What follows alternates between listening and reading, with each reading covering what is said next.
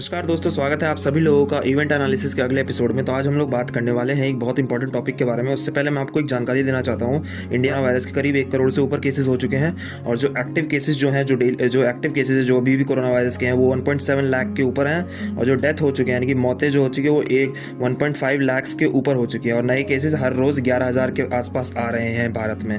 तो एक research paper publish हुआ है, ऑस्ट्रेलिया के एक इंस्टीट्यूट ने पब्लिश किया है, ऑस्ट्रेलिया में सिडनी के इंस्टीट्यूट ने, जिसको हम लाओ इंस्टीट्यूट के नाम से जानते हैं। काफ़ी नामी गामी इंस्टीट्यूट है। इसने एक रिसर्च पेपर पब्लिश किया है, उसमें इसने रैंकिंग दी है अलग अलग कंट्रीज़ को। टोटल 98 कंट्रीज़ हैं इस लिस्ट में। 98 कंट्रीज़ में से इसने रैंकिंग दी है कि मतलब किस कंट्री ने कितने अच्छी तरीके से कोरोना वायरस को हैंडल किया है। तो उस लिस्ट में न्यूजीलैंड जो है वो सबसे टॉप पे है। और भारत की रैंकिंग की अगर बात करें तो भारत की रैंक आती है 86, 98 में से 86 रैंक आती है भारत की। और यूएसए जो है वो सबसे वर्स्ट कंट्री में से एक है और सबसे नीचे जो आती है, सबसे नीचे रैंक आती है ब्राज़ील की। तो इसके पैरामीटर्स के बारे में बात करें तो इसने सबसे पहले तो लिया था अपना कि मतलब उस कंट्री में 10 लाख लोगों के ऊपर कितने कंफर्म केसेस आ रहे हैं, वो पैरामीटर लिया था एक तो। और दूसरा पैरामीटर जो लिया था कि मतलब टेस्टिंग किस तरीके से कर रहे हैं लोग, 10 लाख लोगों के ऊपर कितनी टेस्टिंग कर रहे हैं ये लोग, ये पैरामीटर था। और तीसरा जो पैरामीटर इन लोगों ने लिया है कि मतलब कितनी मौतें हो रही हैं 10 लाख लोगों के ऊपर। तो ये 3 मेन पैरामीटर्स थे जो इन लोगों ने लिए हैं। तो इंडिया की रैंक तो बता दी मैंने। अब जरा देख लेते हैं कि इंडियन ओशन की साइड में, मतलब साउथ एशिया जो वाला जो रीजन है उस रीजन में किस किस कंट्री की क्या क्या रैंक है। तो इंटरेस्टिंगली जो पाकिस्तान की जो रैंक है वो पाकिस्तान की रैंक इंडिया से ऊपर है। इवन नेपाल की भी रैंक इंडिया से ऊपर है। इवन हम देखें तो बांग्लादेश की भी रैंक इंडिया से ऊपर है। तो पाकिस्तान की जो रैंक है वो 69 है, जबकि इंडिया की जो रैंक है वो 86 है। नेपाल की भी रैंक पाकिस्तान से जस्ट नीचे 70 है और बांग्लादेश की 84 रैंक है।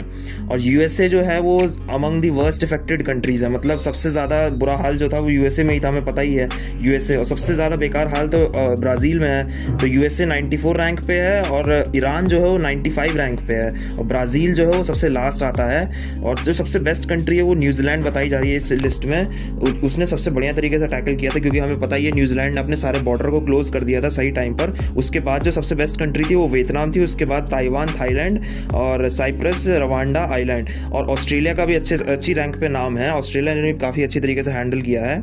इंटरेस्टिंगली जो देखने वाली बात है कि श्रीलंका की भी रैंक टॉप 10 में आती है। श्रीलंका टॉप 10 में अपनी रैंक बनाने में कामयाब रहा है। तो श्रीलंका ने काफ़ी अच्छी तरीके से हैंडल किया है।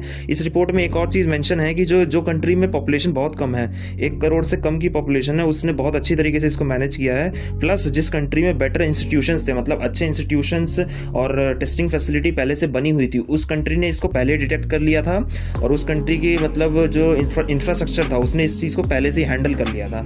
तो ये चीज़ थी। तो ऑब्वियसली इंडिया की तो रैंक कम होनी ही थी, इंडिया यूएसए की। एक तो यहाँ पे पॉपुलेशन बहुत ज़्यादा है, पॉपुलेशन के साथ साथ इंफ्रास्ट्रक्चर जो था इंडिया में वो इतना अच्छा नहीं था, लेकिन इंडिया ने काफ़ी अच्छा काम किया है, इंफ्रास्ट्रक्चर को बहुत अच्छी तरीके से बूस्ट किया अपना। और प्लस आज के टाइम में इंडिया काफ़ी अच्छी तरीके से हेल्प कर रहा है दूसरी कंट्रीज़ को। तो ये चीज़ इंडिया के लिए प्लस पॉइंट है, लेकिन ये पैरामीटर इसमें लिया नहीं गया था। लेकिन कोई बात नहीं, इंडिया की रैंक जो है 86 है, वो भी अप्रिशिएटिंग रैंक तो नहीं कह सकते, लेकिन हम अपनी तरफ से ये कह सकते हैं कि जो हुआ था सो उससे हमने क्या सीखा कि मतलब इंस्टीट्यूशंस को, हमें हेल्थ सिस्टम को हमेशा बरकरार रखना चाहिए, एजुकेशन सिस्टम को हमेशा अच्छा रखना चाहिए, क्योंकि इस पे इन्वेस्टमेंट बहुत ज़्यादा ज़रूरी है। डिफेंस पे इन्वेस्टमेंट के साथ साथ इन सब चीज़ों पे भी इन्वेस्टमेंट बहुत ज़्यादा ज़रूरी है।